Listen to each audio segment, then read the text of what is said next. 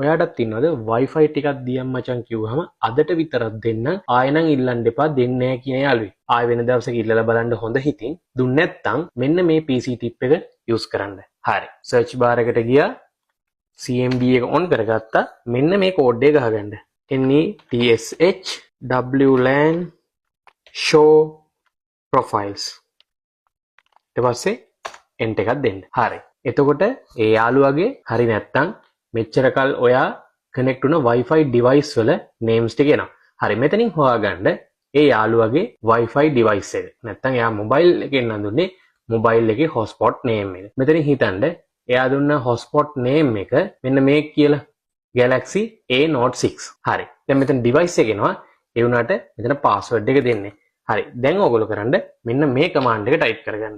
NETSH WLAN show profile name equals to මෙතන double quoted ඇතුලේ දෙන්න යාළුවාගේ device name එක. ඊට පස්සේ double quoted වහන්න ඊට පස්සේ key equals to clear. ඊට පස්සේ enter එකක් දෙන්න.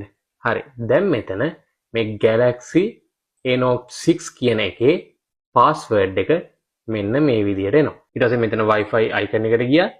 device එක select කරලා password එක දීලා connect වෙලා Wi-Fi use කරන්න. මම මේ වගේ දේවල් කියලා දුන්නාට මේවා educational purpose reasons වලට විතරක් use කරන්න. ඒ කියන්නේ example එකක් විදිහට හිතන්නකෝ ඔයගොල්ලන්ගේ Wi-Fi device එකේ username password අමතක වුණා කියලා. අන්න ඒ වගේ අවස්ථාවකදී විතරක් මේ දේවල් use